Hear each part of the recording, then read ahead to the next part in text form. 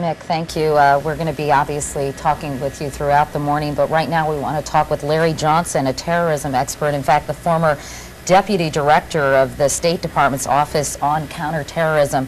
Mr. Johnson, can you please put this into some kind of perspective for us and give us your insight on what might have happened here? Well, first we need to be cautious before jumping to the conclusion that it's necessarily terrorism. I mean, I would be inclined, based upon the preliminary reports we've seen, to say that that's the case. But there's always the possibility that you may find out after the fact that this was some suicide pact for some reason that had nothing to do with politics.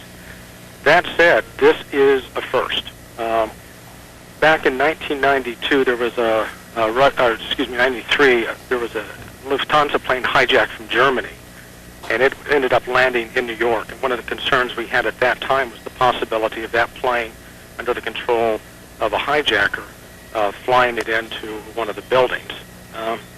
So, my concern now is that there's always a, we ignore terrorism. We talk a lot about it, but we ignore taking very practical steps on security fronts until something like this happens, and then the pendulum swings out to an extreme.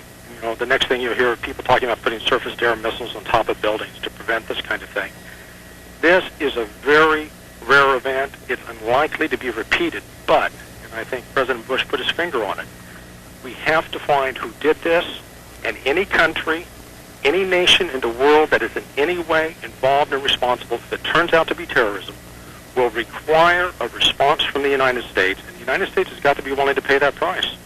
Mr. Johnson, obviously we're completely stunned when about 25 minutes after the first explosion, or after the first plane crashed into one of the Twin Towers, another very large plane did the same thing. Right. And we've been talking with our correspondents all morning about sort of if another incident could happen on the heels of these two. What kind of measures are in place to prepare for something else that could conceivably happen? Well, I think one of the steps that's already being taken. I was at National Airport getting ready to fly to LaGuardia when this occurred.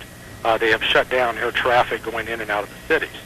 Now, apart from shutting down the air traffic, you're talking about an enormous disruption economically for the nation right now with the air traffic not going in, and people are they're going to err on the side of caution. I think across the board, you're going to look at the major hubs in the United States where there are large buildings: Chicago, Atlanta, Los Angeles, and there are going to be extra measures taken. One possibility is you could start putting up air cover and require that planes stay within a particular area and do not approach any closer. And if they approach, you would go to the extremes of having the U.S. Air Force intercept. Larry, I wanted to ask you, all morning that correspondents have also been saying, particularly Bob Kerr and Jim Miklashevsky, that there was and Andrea Mitchell, no warning attached to this event. Right. Generally speaking, do we get some kind of, do U.S. officials, government agencies get some kind of warning from a particular group, or is this pretty, fairly typical in terms of an event happening without any foreshadowing? No, Katie, this unfortunately is typical.